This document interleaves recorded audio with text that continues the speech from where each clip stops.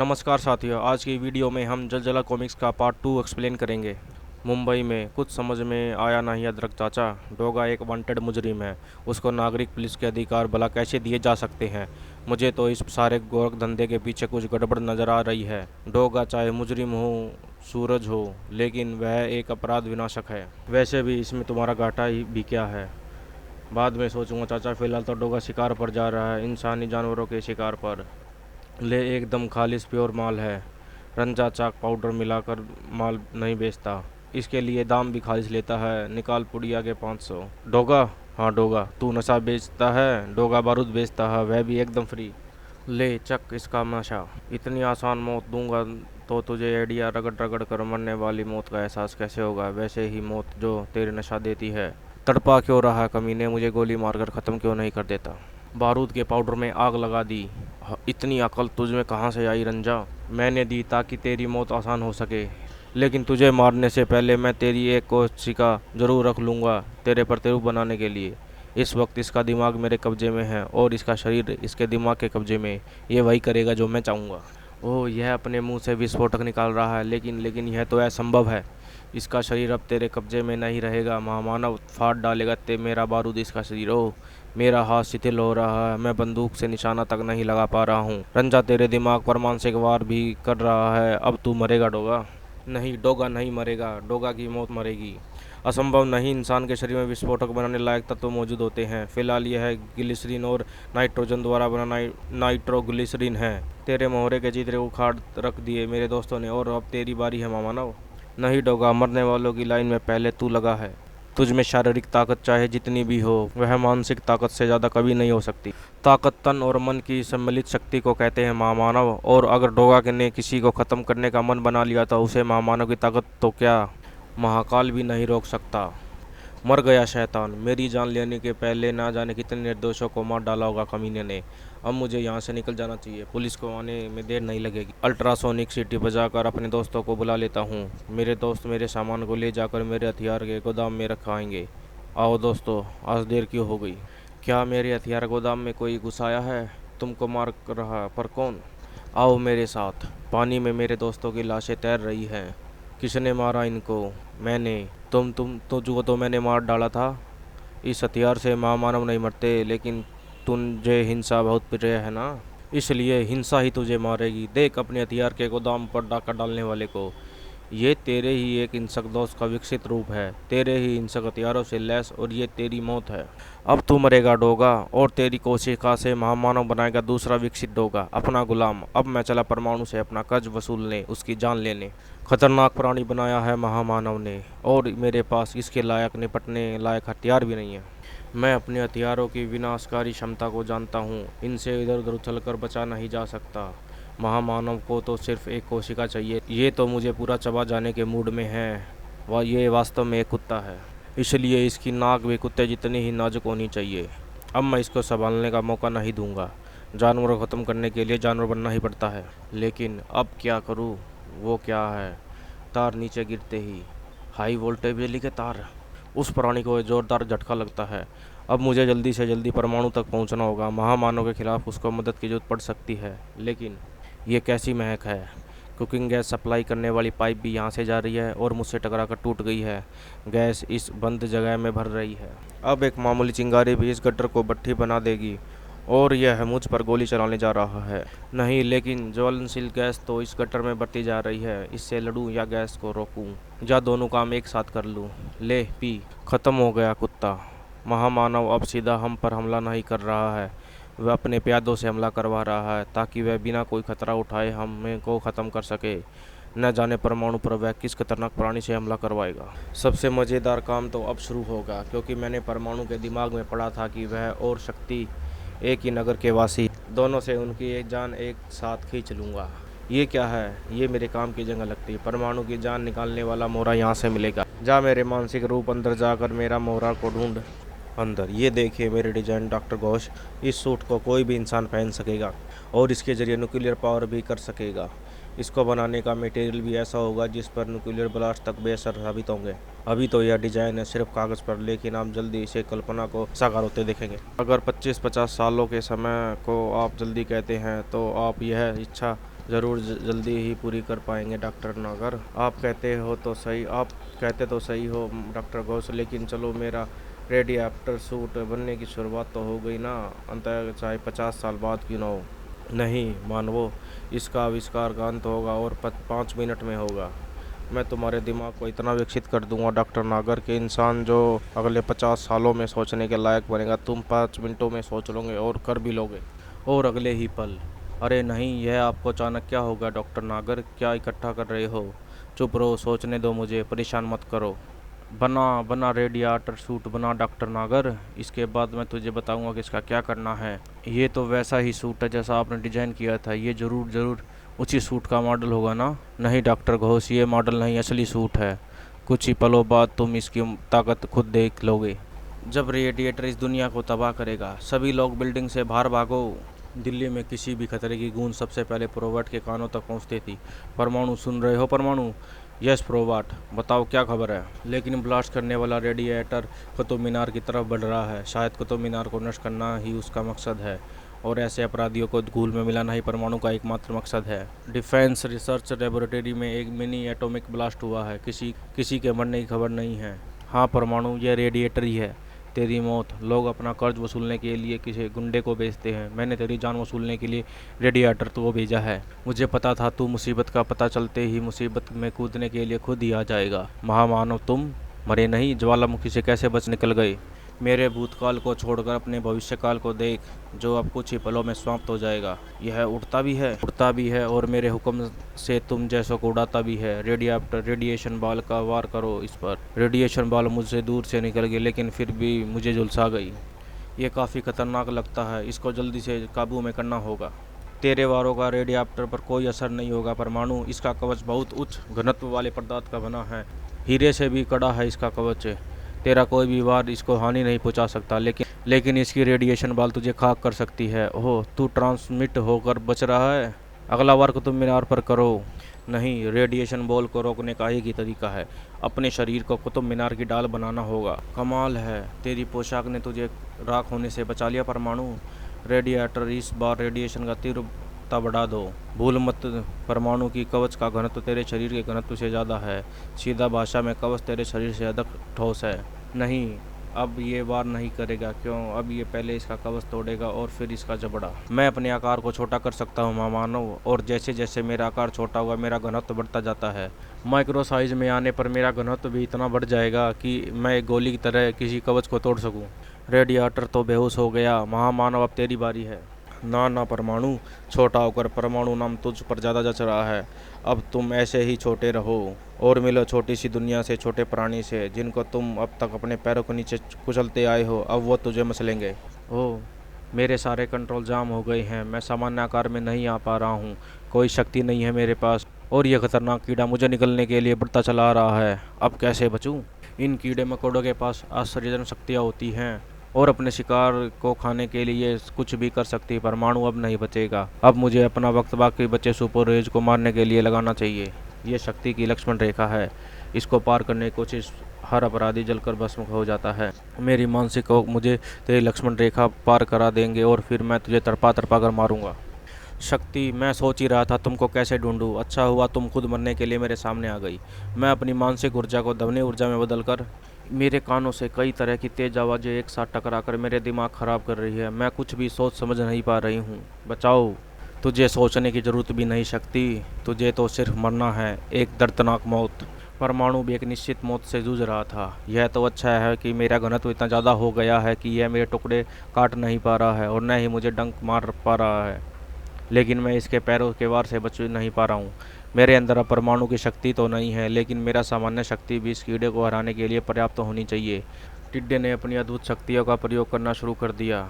यह अपनी ग्रंथियों से जहरीली गैस छोड़ रहा है जो मेरे होश हवास को छीन रहा है, और अब ये मुझ पर लार छोड़ रहा है।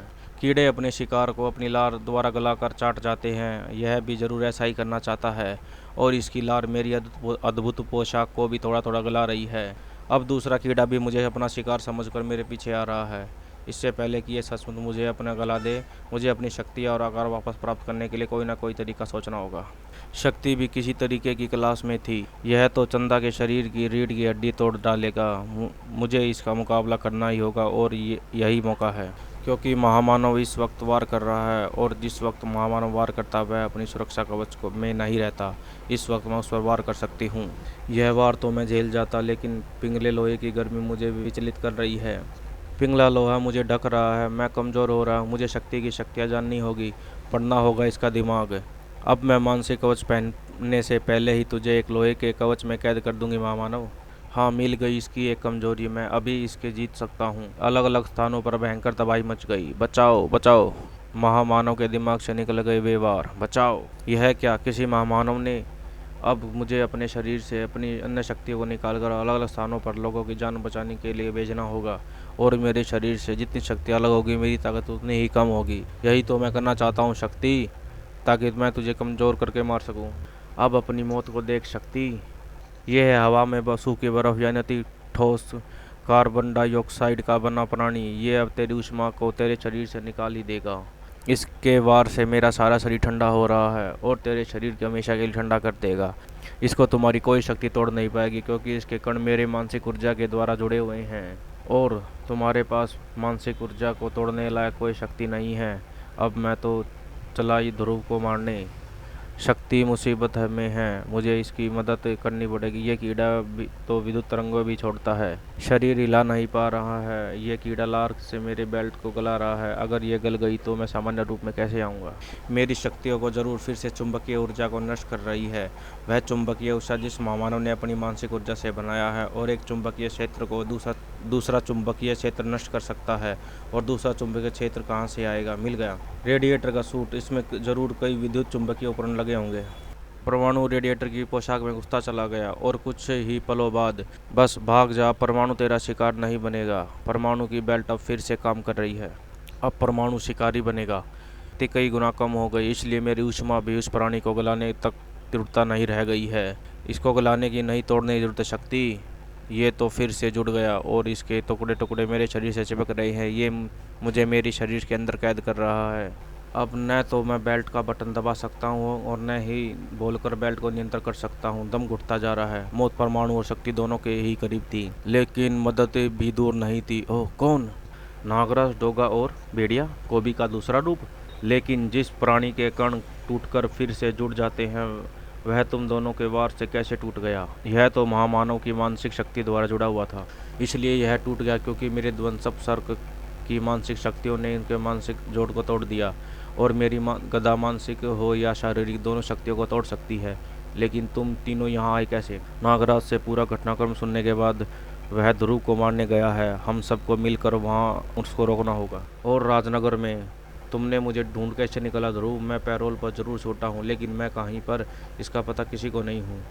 थोड़ी देर पहले तक महानगर की सारी चिड़िया सिर्फ तुमको ही ढूंढ रही थी, लेकिन मैंने किया क्या है जो तुम मुझे ढूंढ रहे हो? मुझे तुम्हारी मदद की ज़रूरत है डॉक्टर वायरस। महानगर के बारे में तुम जानते हो, वह इस वक्त मानव प्रजाति को ख़त्म करने की देने की उतारू है, और इस वक्त वह राजनगर की तरफ आ रहा है। उसको पकड़ने मेरी मदद करो वायरस।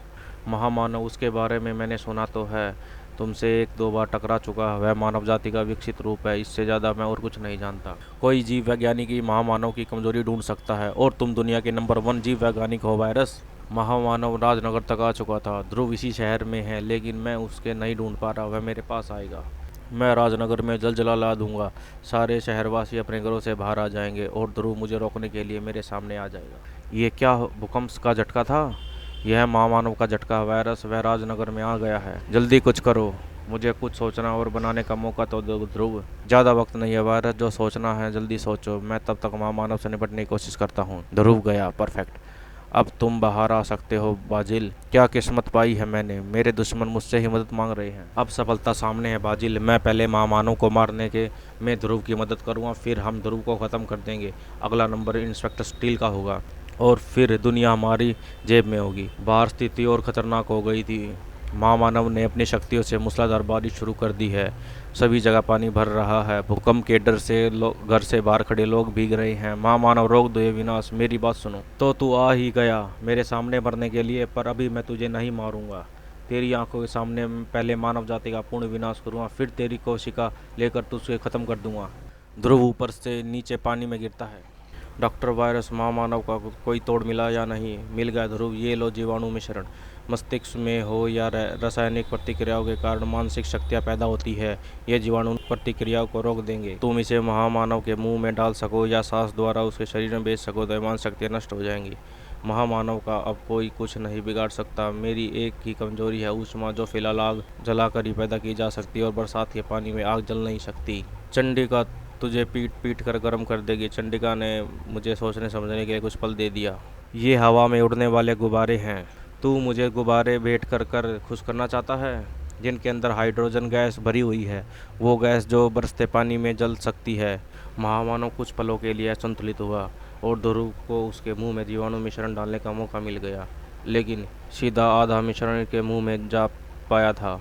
इस पर तो कोई असर नहीं हुआ और शीशी भी मेरे हाथ से छूट गई है। बहुत खेल हो गया ध्रुव, अब मैं तुझे दिखाता हूँ अपनी असली योजना। बचाव का रास्ता तैयार कर लेना चाहिए। इस अद्भुत प्रकाश ऊर्जा से ध्रुव और चंडिका के होश गुम होने लगे और जब उनको होश वापस लौटे तो देख ध्रुव, पृथ्वी के हिलने का वक्त आ गया है। आने वाला है जलजला। ये मूसलाधार बारिश पूरी पृथ्वी पर हो रही है। इससे समुद्र का जल स्तर बढ़ेगा और उसमें तैरने वाले महाद्वीप के भूखंड और आसानी से तैर सकेंगे। महामानव सारे द्वीपों को एक ही स्थान पर एकत्र करना चाहता है। पृथ्वी के भूखंड को फिर वहीं लाना चाहता है जैसे उसे जन्म के समय था। ऐसा करने से महाविनाश फैलेगा। महामानव को रोकना पड़ेगा, लेकिन कैसे? ऐसा कौन सा घातक वार हो सकता है जिसे महामानव तक बेहोश हो जाए? एक तरीका आजमाया जा सकता है। मैंने इस कैद से बचने का इंतजाम पहले ही कर लिया था। अपने मुंह से एसिड कैप्सूल छिपाकर एसिड कांटेदार तार को गला देगा, तार का बंधन खुल जाएंगे और मेरा दोस्त इसको हवा में ऊपर ले जाएगा। तू क्या समझता है ये तार हवा में उड़कर तू पानी का बरसाना रोक देगा ध्रुव? तार का दूसरा सिरा महामानव के पैर से लिपट गया, क्योंकि वह गिरती बिजली कांटेदार तार के रास्ते तुम्हारे ऊपर गिरेगी। वार तो तुमने जोरदार किया ध्रुव, लेकिन मैं जल्दी ही अपने आप को संभाल लूँगा। उसका मौका तुम्हें नहीं मिलेगा। तुम्हारा दिमाग संपर्क टूटते ही मैं बारिश को ख़त्म कर दूंगा। गर्मी तुम्हारी कमजोरी है। मैं अभी आग जलाकर गर्मी बढ़ाऊंगा और तुम फिर बेहोश हो जाओगे। नहीं, मेरा होश संभालने तक तुझे रोकेंगी तेरी ही साथी चंडिका। चंडिका, क्या हो गया चंडिका को? ये क्या कर रही हो? चंडिका, दिमाग में मैंने अपनी मानसिक ऊर्जा भर दी है। ऊर्जा के इस दिमाग को इतना तेज बना दिया है कि ये मामूली चीज़ को जोड़कर उसमें से मानसिक ऊर्जा दौड़ाकर बना सकती है एक घातक और कातिल रोबोट। यह सिर्फ हड्डियाँ ही नहीं तोड़ता बल्कि मानसिक ऊर्जा का झटका भी देता है। लेकिन इसको हराना तो आसान है। रोबोट को चंडिका से ऊर्जा मिल रही है। चंडिका के हाथों से तार छूटते ही रोबोट भी बेबस हो जाएगा, लेकिन तार छोड़ने का कोई फ़ायदा नहीं हुआ। चंडिका इसको दूर से ही मानसिक ऊर्जा दे रही है। अब क्या करूं? चंडिका को बेहोश करना ही एकमात्र उपाय है। गैस का कैप्सूल। रोबोट ने तो मेरी बेल्ट ही छीन ली। चंडिका को मेरी अगली चाल आभास हो गया है। डाल टूट गई। किसने किया ये वार? स्टील, एकदम सही वक्त पर आए हो, फिल्मी पुलिस की तरह। तुम आराम करो ध्रुव, अब मैं इनसे निपट लूँगा। अरे यह क्या? चोट पेट को लगी और चंडिका चीख उठी, शायद इसीलिए क्योंकि चंडिका इससे मानसिक तरंगों से जुड़ी हुई है। यह निष्क्रिय नहीं हुआ, यानी इसका अंदर मानसिक ऊर्जा इकट्ठा कर ली है। अगला निशाना स्टील था। यह क्या? दो कांटेदार तार मेरी तरफ लपक रहे हैं। तार स्टील का कड़ा कवच छेदते चले गए। ओ, ये तो अंदर की तरफ घुसते जा रहे हैं। मेरे सर्किट में शॉर्ट सर्किट हो रहा है। ख़त्म हो गया स्टील। ये तो वैसे ही टीन का डिब्बा था। अब मैं चकरा सा क्यों रहा हूँ? दिमाग अंधेरे में क्यों डूब जा रहा है? शायद मैं उस दवा का असर है जो ध्रुव ने मेरे मुंह में डाली थी। महामानव तो बेहोश हो गया, लेकिन अब भी शायद मैं नहीं बचूंगा। वैसे एक आखिरी तरीका आजमाया जा सकता है। ये कांटेदार तारे, इसको चंडिका इन्हीं के द्वारा ऊर्जा दे रही है और इसके शरीर पर लिपटा के ये जरूर इसकी लकड़ी को संवेदनशील अंगों को मानसिक आदेश दे रही हैं। यानी अगर ये तार खुल जाए तो इसके अंग भी बेकार हो जाएंगे। रोबोट ढलान पर लुढ़कता चला गया और उसके शरीर पर लिपटा तार खुल गया और फिर अचानक, अरे यह क्या? रोबोट का शरीर आग में घिर रहा है। किसी ने ऐसा क्या खतरनाक वार किया है? शक्ति ही नहीं, हम सब यहाँ आए हैं तुम्हारी मदद के लिए। लेकिन तुमको तो मदद की जरूरत ही नहीं पड़ी। तुमने तो महामानव तो खुद ही काबू कर लिया। लेकिन वह बाजिल कहाँ है? असली खतरा तो वह है। बाजिल जल्द ही सामने आने वाला था। महामानव तो काबू में आ गया, लेकिन सुपर हीरोज बच गई। अब उसको मारने के साथ साथ ही शुरू होगा मानव जाति पर पक्षी जाति का विजय अभियान। शुरुआत तुझसे होगी। तू फिर मूर्खता कर रहा है। उसको बनाने का तरीका मैंने जान लिया है तेरे दिमाग पढ़कर। पता नहीं ये तरीका मुझे पहले क्यों नहीं सूझा। तू मेरे दम पर मानवों पर राज करना चाहता है। तुझे मानव और बाज के जीन्स मिलाकर बाजिल का प्रयोगशाला में पैदा जरूर किया है, लेकिन तू बाजिल का बाप नहीं है, बल्कि बाजिल तेरा बाप है। तू मानवों पर राज नहीं करेगा, बल्कि पक्षी मानवों पर राज करेंगे। इसी वक्त बाजिल, ये बाजिल कौन है?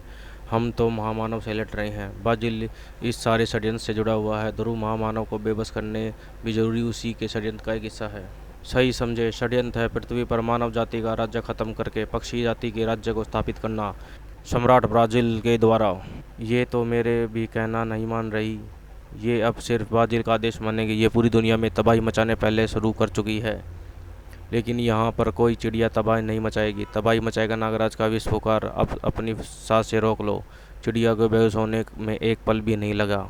शुक्रिया नागराज, मैं अपनी अग्नि शक्ति का प्रयोग करके इन चिड़ियों को मारना नहीं चाहती थी, लेकिन इतनी दया मैं इस ब्राज़ील पर नहीं दिखाऊंगी। दया की जरूरत नहीं पड़ेगी, शक्ति जरूर पड़ेगी, जब तेरी ही आग तुझे झुलसाएगी। इसके मानसिक कवच ने मेरे शरीर को चारों तरफ से लपेट लिया है और मेरी लपटें इसके अंदर कैद होकर रह गई है। मेरी लपटें मेरे ही शरीर को झुलसा रही है। मैं इस कवच के टुकड़े टुकड़े कर दूंगा, शक्ति तुमको आज़ाद करा दूंगा। तू मेरा मानसिक कवच अपनी परमाणु शक्ति से नहीं तोड़ सकता परमाणु, लेकिन मैं तुझे तो तोड़ सकता हूँ ना ब्राज़ील।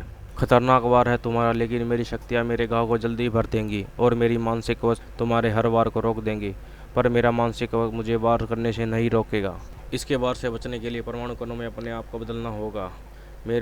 इसकी मानसिक शक्तियाँ मेरे कणों को जुड़ने नहीं दे रही। मैं सामान्य रूप में नहीं आ पा रहा हूँ। हमारा कोई भी वार इस पर तक पहुँच नहीं पा रहा। अब क्या करें? भेड़िया को देखो, भेड़िया की गदा को देखो, और गदा को मानसिक कवच से चिथड़े उड़ाते हुए देखो। पहले शक्ति पर चढ़ा आवरण टूटेगा और फिर ब्राज़ील का कवच टूटेगा। भेड़िया की गदा दुनिया पर कहर बरपाने वाले को हड्डियाँ तोड़ देंगी। उसकी ज़रूरत नहीं पड़ेगी। मेरा ग्रेनाइट लॉन्चर ब्राज़ील को इस हालत में छोड़ेंगे ही नहीं कि तुम उसका हड्डियाँ तोड़ सको। डोगा समस्या को जड़ से निपटा देगा। ये ग्रेनाइट को भी झेल गया, पर मेरी फुकार इसको दोबारा आके खोलने लायक नहीं छोड़ेगी। तुम लोग इसको अकेले ही मार लोगे क्या? कुछ हमको भी तो योगदान करने दो। ये तो बुरी तरह से घायल है, लेकिन फिर भी मर नहीं रहा। इसका क्या कारण हो सकता है? इसका कारण इसकी अनोखी बनावट है ध्रुव, उसकी कोशिकाओं की बनावट, जो इंसान और पक्षी दोनों की जीन्स को मिलाकर बनी हुई है। डॉक्टर वायरस, ब्राज़ील के बारे में तुम्हें इतना कुछ कैसे जानते हो डॉक्टर वायरस? क्योंकि मैंने ही इसे बनाया है। मैं इसकी शक्तियों से दुनिया पर राज करना चाहता था। इसमें अद्भुत मानसिक शक्तियाँ थी और इसकी नष्ट करने की क्षमता या तो महामानव रखता है या फिर सुपर हीरोज। इसलिए मैंने गंगाधरन को अपने काबू में करके पृथ्वी के रक्षक की स्थापना कराई और महामानव और तुम हीरोज का टकराव करा दिया। इस टकराव से तो महामानव नष्ट होता है या फिर सुपर हीरोज। मेरा एक दुश्मन तो नष्ट होने वाला ही था और महामानव नष्ट हो गया। कम से कम उस वक्त तो ऐसा ही लगा था। महामानव के मरने के बाद मैं और ब्राज़ील कोबी को मारना आसाम पहुँच गए, क्योंकि महामानव के अलावा कोबी ही एकमात्र ऐसा प्राणी था जो अपनी प्रजाति का एक विकसित नमूना था और ब्राज़ील को खतरा सिर्फ विकसित प्राणियों से ही है। कोबी बचाना या नहीं यह तो मैं नहीं जानता। कोबी बच गया। फूजो बाबा की चमत्कारी जड़ी बूटियों ने उसे बचा लिया। अच्छा ही हुआ। उसके बाद हमारा प्लान सुपर हीरोज को एक एक करके मारने का था, लेकिन हमको महामानव के बचने की सूचना मिल गई और फिर हमारा काम महामानव ने शुरू कर दिया। लेकिन ब्राज़ील मेरा वश से बाहर निकल गया। यह पक्षीराज फैलाना चाहता था, लेकिन पृथ्वी के रक्षकों ने इसी को ज़मीन पर फैला दिया। इसको ख़त्म करने का एकमात्र तरीका ये इलेक्ट्रोड है। इसकी ऊर्जा ब्राज़ील के शरीर में दौड़ती ही है। इसमें पक्षी और मानव के जीन्स अलग हो जाएंगे और इसकी कोशिका टूटकर धूल में मिल जाएंगी। मैं ख़त्म हो रहा हूँ। काश मेरे पास जरा सी और मानसिक शक्ति होती तो मैं अपने घावों को भर लेता और अपने चकराते दिमाग को भी संभाल सकता था। हाँ, वह तो महामानव है। मैं उसकी मानसिक ऊर्जा चुरा सकता हूँ, क्योंकि इस वक्त वह बेहोश है।